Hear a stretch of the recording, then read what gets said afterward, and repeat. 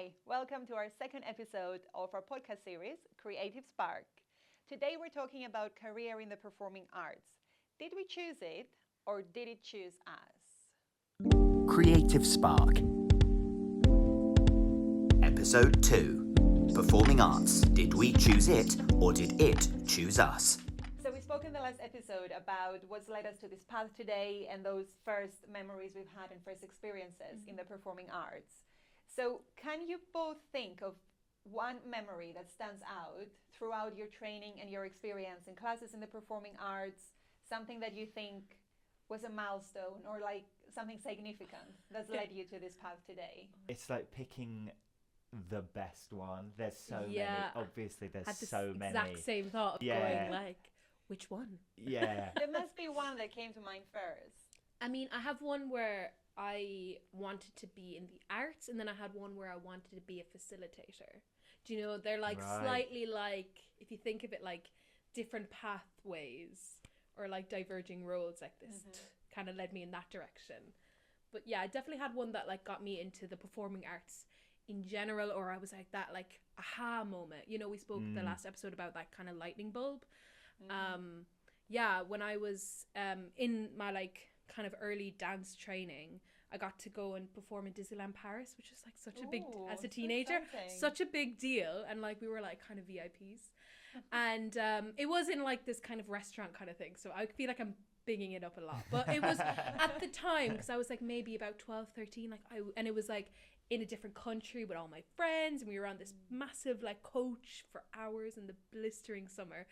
But when we did the performance, I remember it was like a Beatles. It was like a Beatles melody, and we were doing like Eleanor Rigby, which is such a great song, and we were like doing this like pom pom thing, and I remember being like, oh my god, this is the best feeling ever. Like I feel like I can do anything, and I feel like that moment was like, yeah, okay, I've got the bug. That's why they call it theatre bug, I think, because I definitely caught it, and it's been years since. But yeah, that one I think never got over it, I don't think. But yeah, I think that's kind of the first like initial one that has kind of why I'm here today, I think. Mine's definitely not as cool as Disneyland. I think it's part of the reason because it was Disneyland. Yeah. Like made it stand Mine, out. mine, I guess, was a moment in like in an acting class when I was younger that made me go like, oh, it's sometimes quite an easy fix. Like certain, basically, what it was I had, and I still got it. You can see now, is I use my hands quite a lot, and in acting, sometimes you don't need to do that. And sometimes it's a bit distracting. Like if Hamlet's doing to be or not to be like this, it's probably not going so I well. love it. And so what my acting teacher did was, to make me more aware of where my hands were, he stuck some bright white gloves on my hands. And so obviously in my peripheral vision, I could see where my hands were. And I was like, okay, he's right. I am moving these a lot. I do that. And so then a it lot. was like, okay, I can just relax a little bit more. And then it was that moment of, oh, it's not necessarily like this, you know, I've got to work through this thing. Sometimes it's like, wear some white gloves. and that was it. Like a few sessions of wearing white gloves in the acting class. And that it is was such a good technique, It's actually. so good. It's a great memory. It's great. It's a great memory as And well. Like, it's quite magic. Like now when I teach, I'm looking for the kid that's using his hands, and he's never come. Like there's never been one. Put and those I'm like, gloves on. I feel like I should carry some white gloves around with me, wow. and just in case, and then just stick them on. You them just and really want someone to experience it. Yeah. But no one ever has. Like Yes. You're going to be like, yes, put the gloves on. Yeah, I haven't bought the gloves yet, so maybe when I buy the gloves, that'll be the thing. But yeah, that's like definitely not like the most profound moment of my early. But clearly it is. Yeah, but I remember there. it. Yeah. I remember it. Yeah, really strange, really cool though. I think for me, I remember watching my first. My mom took me to watch the first children's show. It was like this story with it was a children's performance basically, and I remember going home and I was just thinking I wanted to direct that in a very. I was like 6 or 7, but I had these ideas. I was like, oh, I want to do it, and I want to get that friend and that friend. And that's kind of how it started, my passion for acting as well in the first place. It was like just watching stuff and then going home and reenacting them, making some things different, thinking, oh, who will be good for this? Who will be good for that? Not that I ever wanted to be a director, by the way, but it's just that's how it started, that passion for like creating and, you know, and just imagination and seeing all these things come to life. So that's the first thing when I asked you the question, and I thought, oh, I better have an answer for that. That's the first thing that came to mind. And then that's something I started doing a lot actually in years after that. I was like gathering friends together, getting like textbooks and getting different scripts to read. And then I was doing the same with dances. Every time there was a talent show in the school, I was like getting like a group of girls and we were like creating our own dance. So I think for me, that's probably those memories that are like, I was really enjoying doing these things, and I was like, I just want to be able to do this for the rest of my life. I just want to do this. It was performing as well, but I think those were significant in my experience. You know, was led kind me of to this especially where path. you are now, and like what you're kind of like teaching and kind of being like creating as well. Like it all comes back. It's interesting, isn't it? Like I ended up running a business, even though I don't see it like in that way, because it's performing arts and it's my passion, and it's not like a money-making thing in any way. Obviously, we have to think like that, and it has to be a business, and it has to work. But yeah, I don't see it as like, I see it more as like I'm so lucky to be able to do this, and yeah, I suppose it's connected, directing and coming through all of that. But what would you say is your drive to be here? So, you know, we spoke a lot about the, you know, what's led us here and those memories. But what is the drive behind everything that you do in the performing arts and behind your persistence and your resilience to pursue this career, which we know is very challenging and is not the easiest route to go down to, and you really need to be passionate to go down to. But what is behind your passion? Oh, it's such a hard question, isn't it? Yeah. It is. It's like there's different ones. There's different like things for different things. Like for acting, the reason I do acting is because I find it like cathartic. It's like an escape. It's fun to just shout and like play someone nasty for a bit, or the opposite and be like like the funniest guy in the room because the script says I am. You know, like that's really fun, and it's like an excuse to just go wild, especially when I'm not really someone that does that in real life. I'm quite reserved to myself, and then the second I'm in an acting room, it's the opposite. It's an excuse, isn't it, to just do something you wouldn't normally fun do. And it's silly and it's just weird. But then like teaching and stuff like that, I think is like having something to say, like giving people the sort of chance to go, I've got something to say, my voice is important, like that kind of thing. Because I feel like that, and I see the struggle in them going like, oh, feeling insecure or whatever. And it's like, no, just say Keep what, going. yeah, that kind of thing. But it's such a big question, and like really, it's loads more than just so that. many layers. Those are isn't just it? the two things that I can think of. Yeah. I think what kind of has brought me to the arts in general, and kind of how am I here, is like I just love to learn, and I'm very curious, and I think that the arts offer so much flexibility to be curious. Like even in your like memory, you were like, oh, like I could do this and I could do that, and I can like be that character, or I could be like this like funny guy, or I could be like the mother of 3 even though I'm 8 years old, you know. Like I think that kind of curiosity of wanting to kind of explore and like step into different lives, or like even in facilitating, kind of going, okay, like we're gonna try this, I'm gonna try this thing, it might fail, but like why not? And I think that kind of question of going, yeah, we're gonna try, we're gonna explore, we're gonna like, we'll learn something from it. I think that's something that in general I try to like learn a lot, and I've never, in any workshop, I've never come across a young person or an older person or whatever, I haven't learned something from them. Like I was working with a young person today, and they're really into border collies. Like, you know, it's just like, it's amazing. And I feel like I think it's part of like the human condition, isn't it, to like to empathize and to learn and to create and to grow. And I feel like the arts is like the perfect vessel for that. I feel like that's kind of the want to connect and grow and learn. That's really interesting. I never thought of that actually, about the curiosity and the need to explore and understand and ask all these questions and understand different characters and stuff. That's definitely something that's one of my drives, I suppose, behind it, but I had never thought about it like that. But also, I think not everyone has this curiosity, because I feel as a person, I'm like, I always ask personal questions. I mean, I've learned to filter now, but I am genuinely interested in people's lives, you know, and it's not like it being nosy or anything like that. It's an interest in genuine, like, yeah, it's understanding and exploring. Oh, you know, that's really interesting. You've been through that, or you live with that person and you feel this way. You know, little details like that. Which is also sometimes could be a culture thing, I've realized, because I think like British culture is a little bit more reserved in sharing like personal details maybe, Right. whereas I feel like I'm just used to like being an open book and just saying like everything how it is.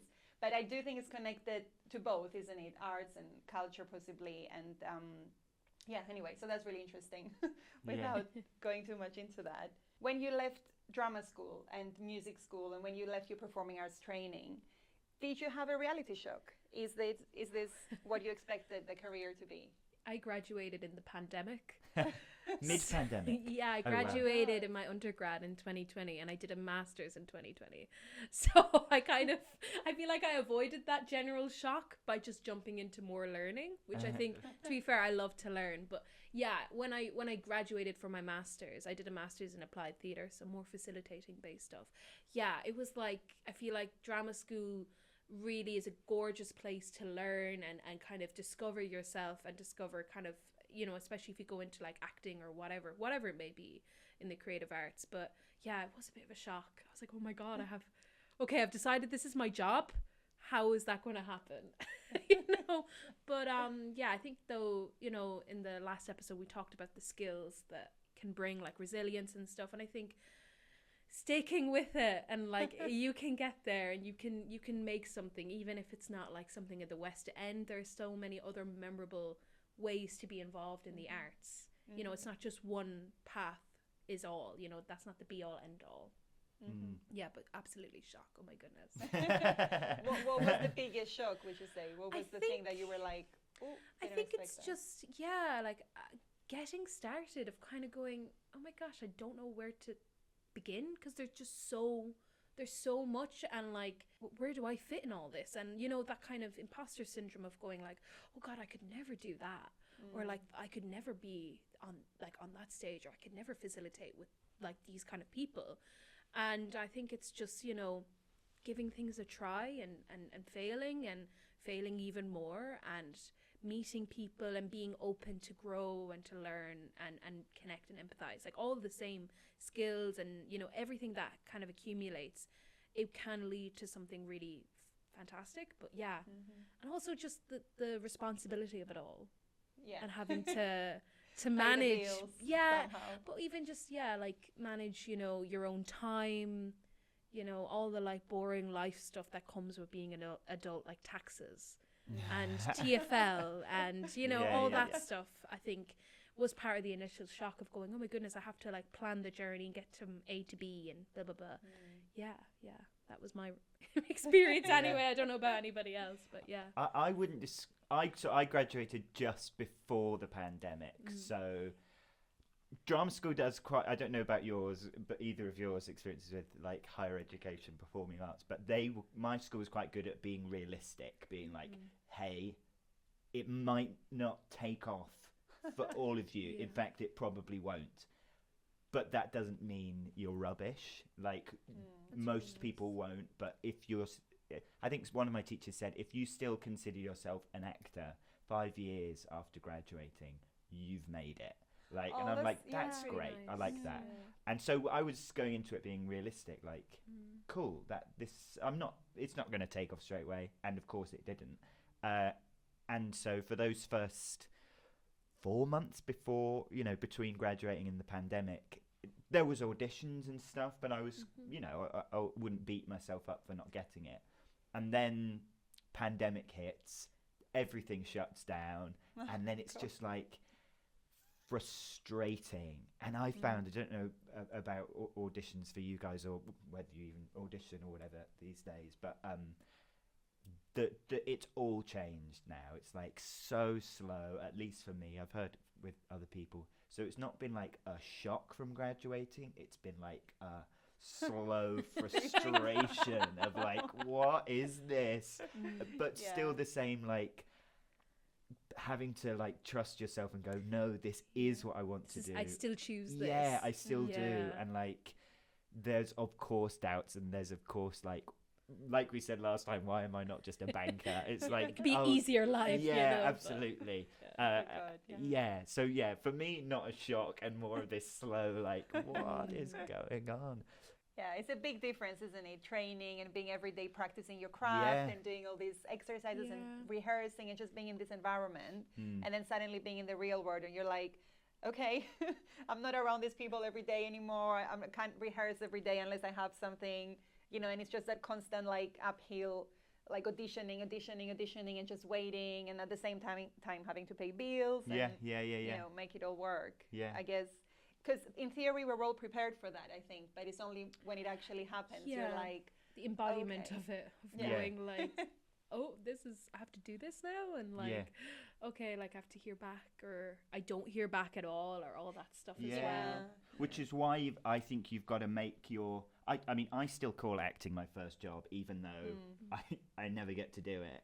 That's like my first job. But you've got to make sure that your second job, you love it, because otherwise, I mean, it's always the job you're doing more. And so if you're spending more time doing a job that you absolutely hate, just so that you might get to do Yeah. that one thing every now and then that you really love, then it's just like you're wasting so much time doing that. Like, just try and find what it might not be in the arts. You might find that you love something else, but you've got to enjoy it, which is why I'm glad that I've landed in a job like this, where it's like, oh great, I get to be the one that teaches and still have fun, Yeah. even if I'm not.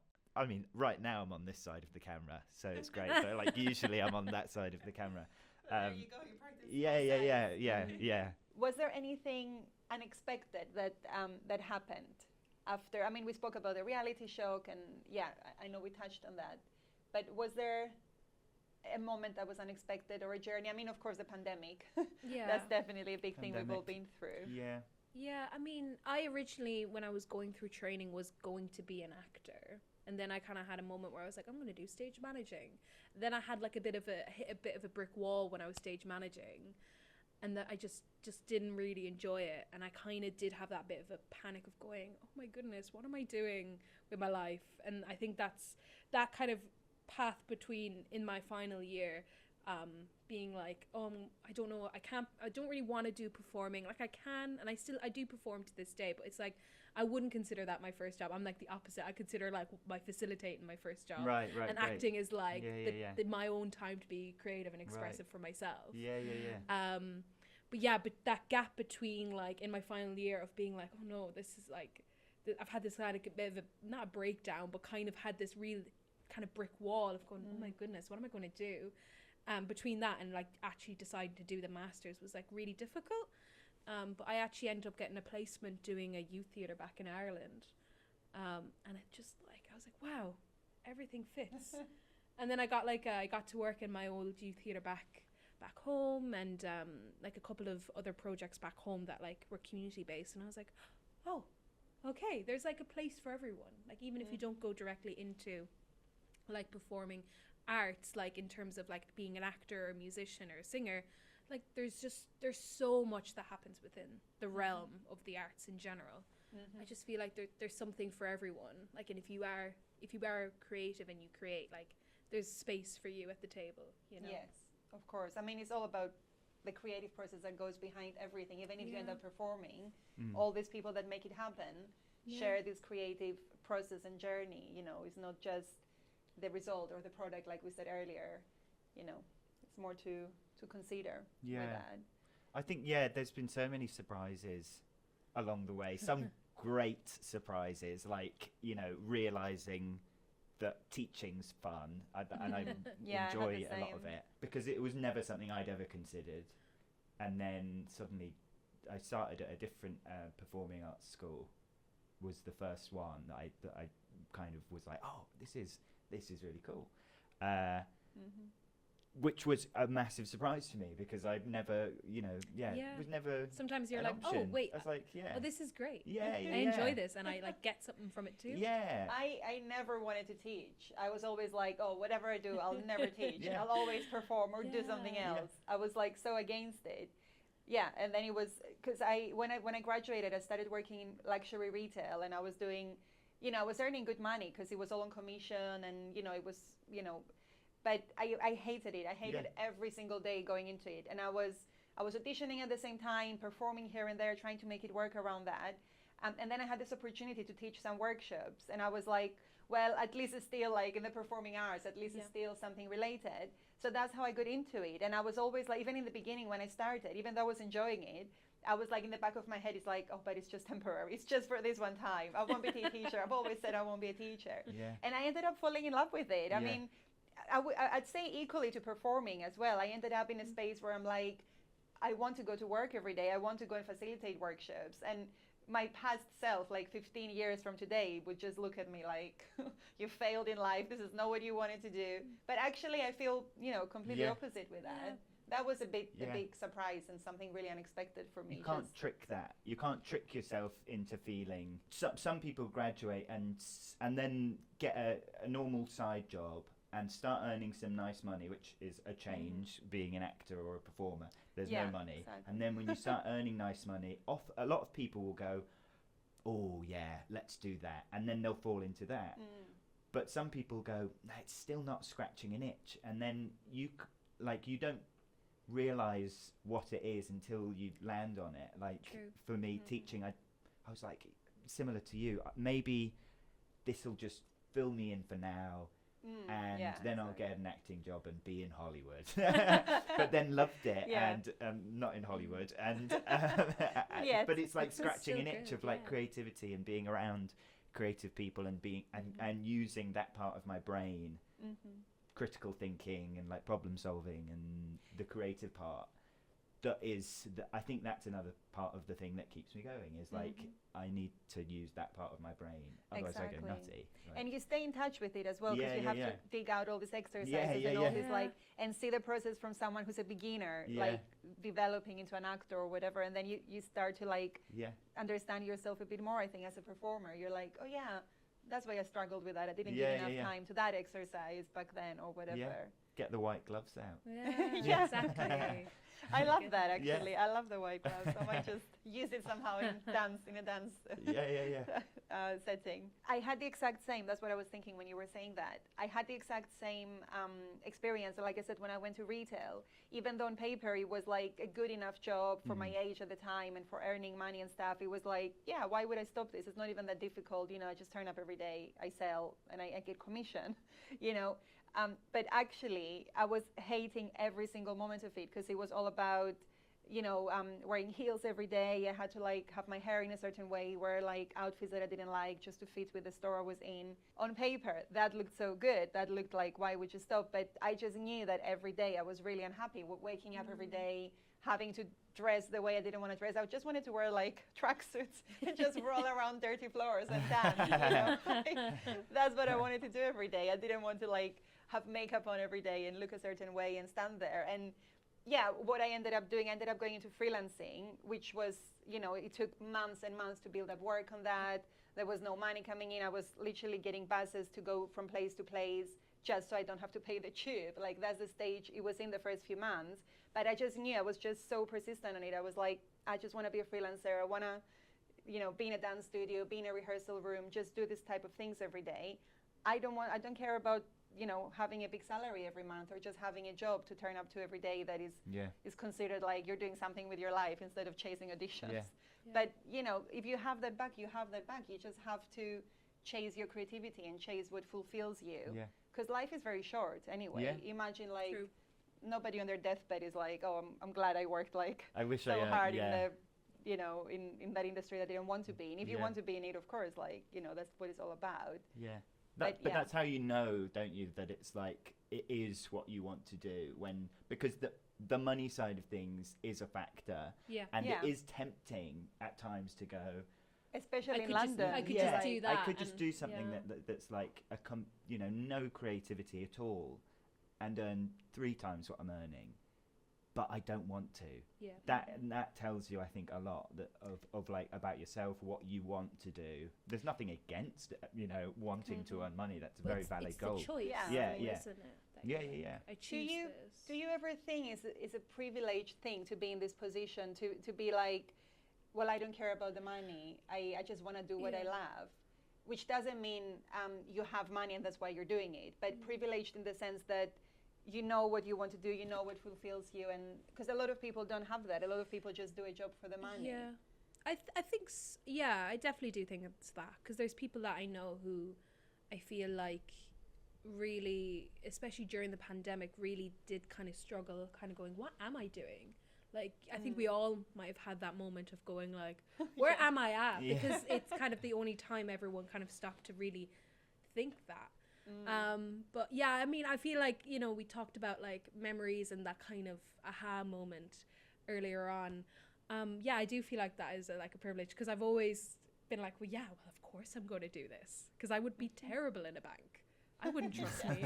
Do you know, like, part of the reason I feel like I did the performing arts is because I was like, well, yeah, I really am drawn to it. I'm also quite good. Do you know, like, that kind of flowed. Maybe if I was good in accounting, I would have ended up there. But who would not trust me with to balance a books? I'm sure you could. With a lot of work.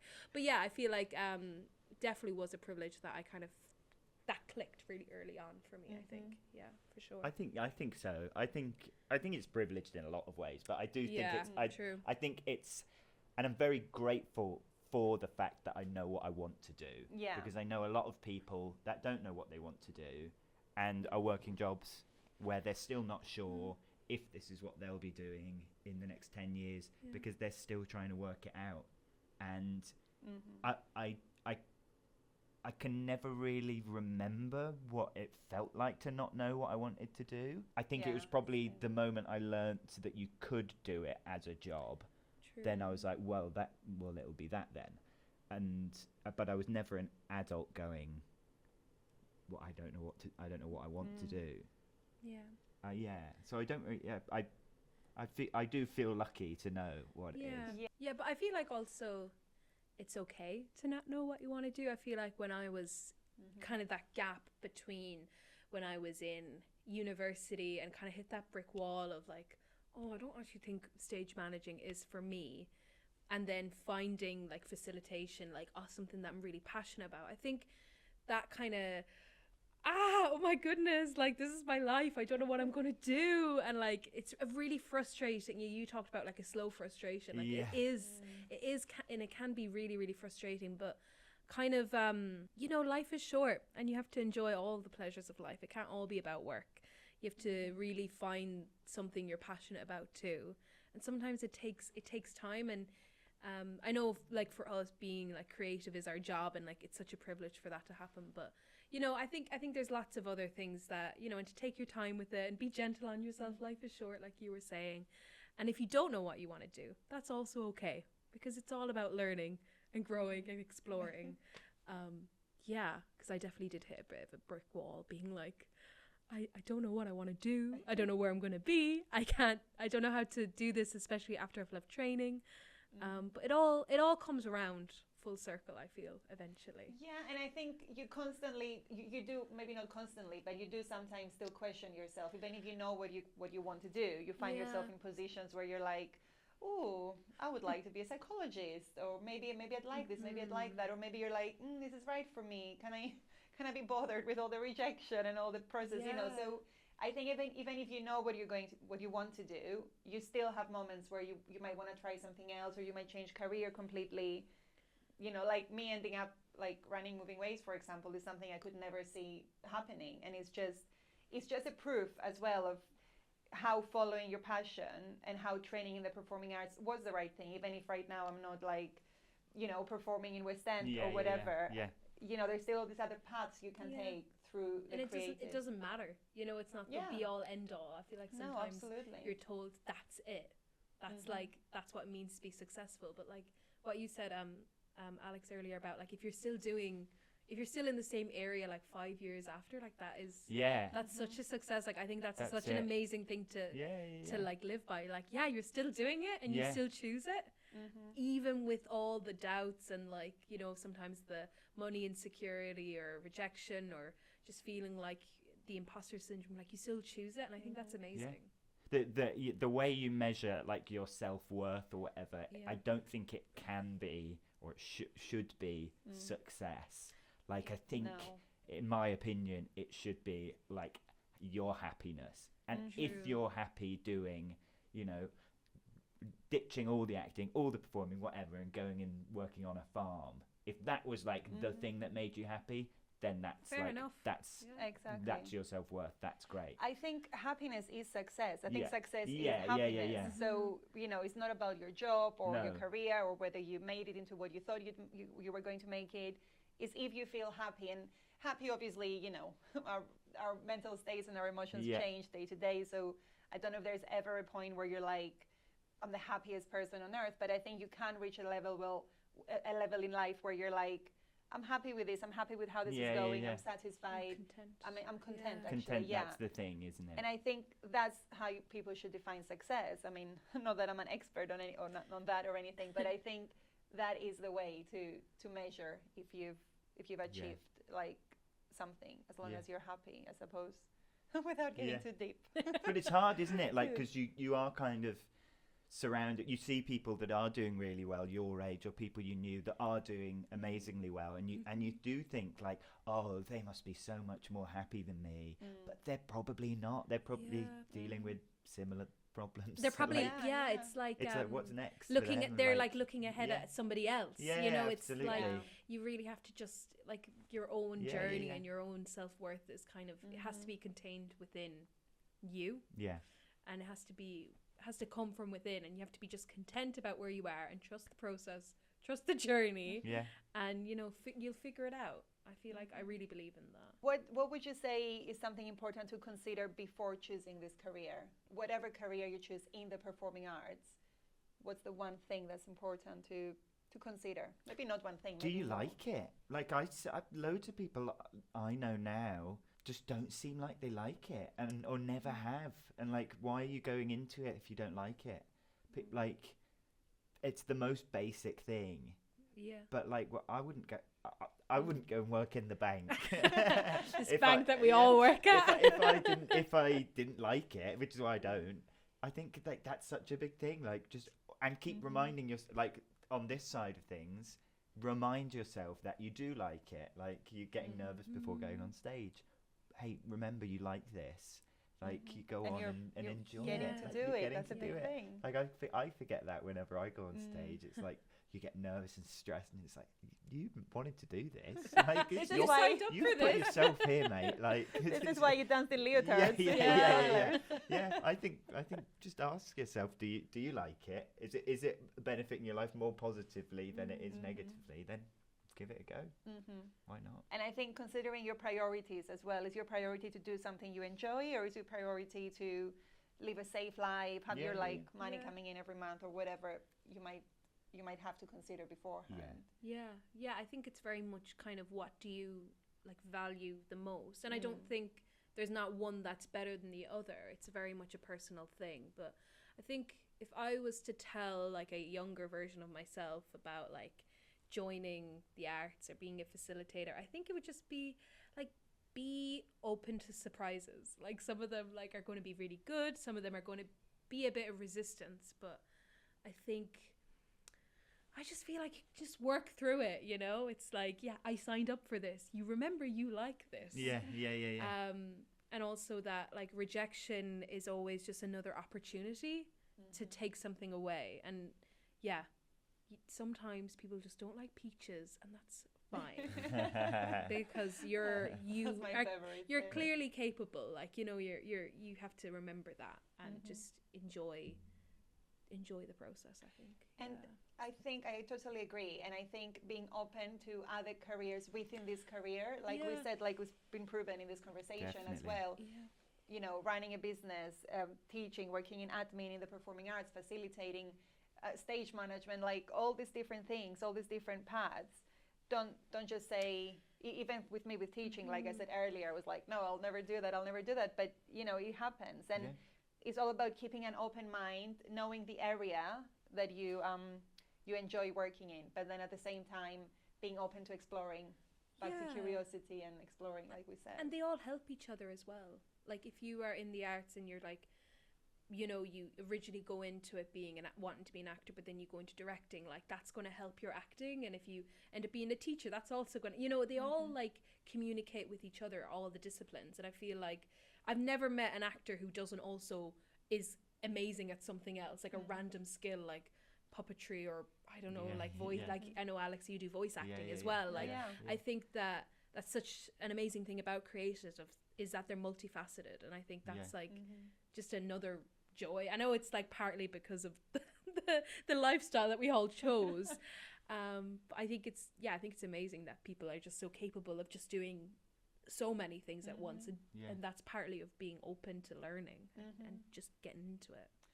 And like working in fringe performances, fringe shows, where you get to do everything. You get to do a bit of directing, a bit of like stage hands, a bit of this, a bit of that, because you learn quick. I think fringe is the coolest place. I think just I've never so much I mean I put a play on in Fringe like years ago, but now I'm just desperate to get back into it. I think it's so exciting. So not on topic. It's always like world of opportunities, and it is I not think so. It's really cool and like doable as well. Like it's you can just like I've been doing some Fringe stuff since like July. It's just amazing because I kind of was like, I can't perform. I can't do it. Yeah, you can. You can do it. Like, you can do anything you want. You can do anything, and you can just, you discover new parts of yourself. So you're like, I forgot I could, I forgot I had rhythm, or you it all comes together, and you learn quick on the spot as well. I think that's so important about Fringe, is that you have to, there's no one else to do it. You're going to learn how to be a production manager, and you're going to learn quickly. And a final thought on the initial question in this episode: do we choose the performing arts, or do they choose us? I was thinking about this on the way over on the train, and I don't know. I think it's like the chicken and the egg, like which came first, and I don't know. Part of me thinks you don't choose. They choose you. The one chooses they say the wizard. You. Yeah, I want you. But like that's just me. And I think only because I don't remember having that light bulb moment. But maybe if I did, I would think differently. I don't know. But I think I lean towards the one chooses the wizard. Yeah, I think it's. I love that. I think it's also though what you like. Like you gravitate to what you like. But I do love the idea of somebody playing like The Sims or something, and they're like creating you, and they're like, she will do this.